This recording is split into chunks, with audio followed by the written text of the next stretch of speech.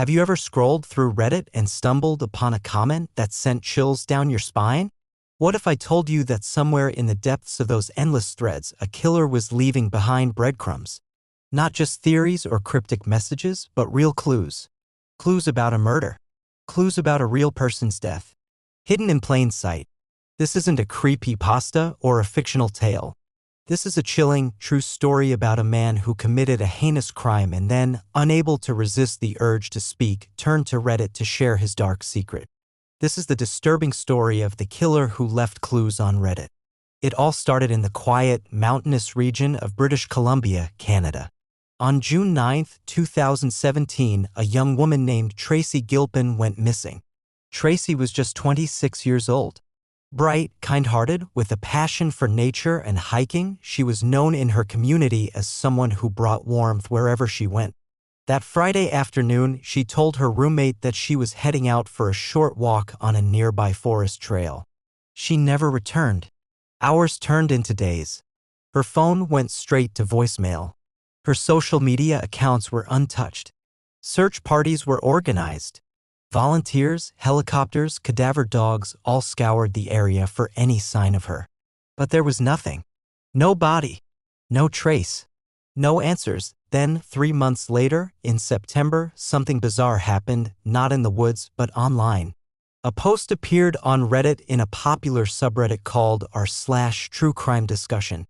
It was from a user with a brand new account created just days earlier. The username was forgettable u/serial confessor 1. But the post? That was unforgettable.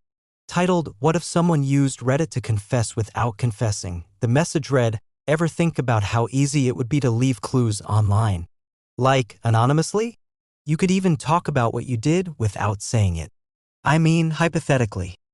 What if you took someone from a trail? What if you watched the news every night and saw them looking but never finding?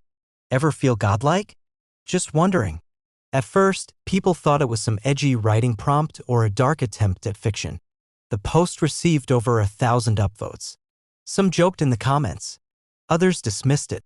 But a small group of Redditors had an uneasy feeling. Something about the tone, the timing, the detail. It didn't feel like a story. It felt like a confession. That post might have faded into internet obscurity like millions of others if not for what came next. A few weeks later, the same user posted again, this time in r/unresolved mysteries. The title? "How long does it take to find a body in the woods?" The post asked, hypothetically, if someone left a body in a shallow grave, how long would it take before animals or weather exposed it? Asking for a writing project. Again, the post went semi-viral. Most people laughed it off. But one user, u/the cold archivist, began to dig deeper. He started cross-referencing the times and locations mentioned in the post with real missing persons cases in Canada. And what he found was chilling. The details matched the disappearance of Tracy Gilpin, a woman who vanished on a trail, in a wooded area, in British Columbia, around the same time. The cold archivist wrote a long comment summarizing his theory. This wasn't creative writing. This was a killer talking openly about what he'd done. The Reddit community was intrigued, but no one took it further. Not yet. Then came the moment that changed everything. On December 1, 2017, almost 6 months after Tracy went missing, a hiker discovered partial human remains near a remote trail just 2 miles from where Tracy was last seen.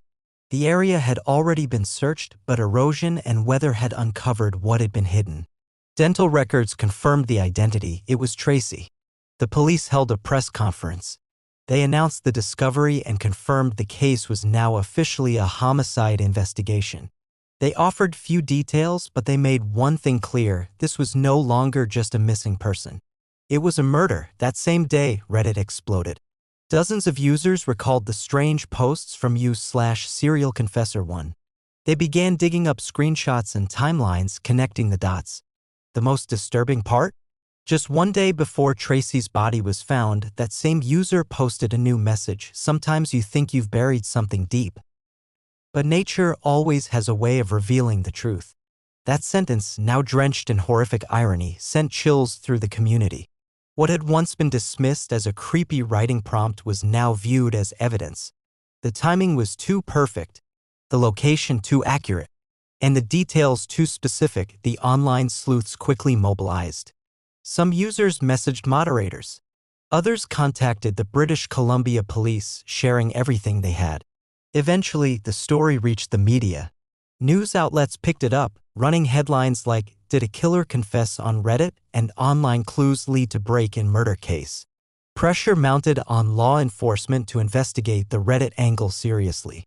Behind the scenes, detectives were already working with Reddit's legal team to trace the IP address associated with the user account /serialconfessor1. What they found shocked them. The IP address belonged to a man named Derek Nolan, a 32-year-old freelance web developer who lived in the same small town as Tracy. He had no criminal history, no known connection to her. But when police searched his home, they found two damning pieces of evidence: Tracy's necklace and her phone, both hidden in a locked drawer. Nolan was arrested immediately. At first, he denied everything. He claimed he didn't know Tracy, didn't use Reddit, and had no idea how her belongings ended up in his house. But forensic evidence linked him to the Reddit account. His computer history showed visits to the account. The timestamps matched.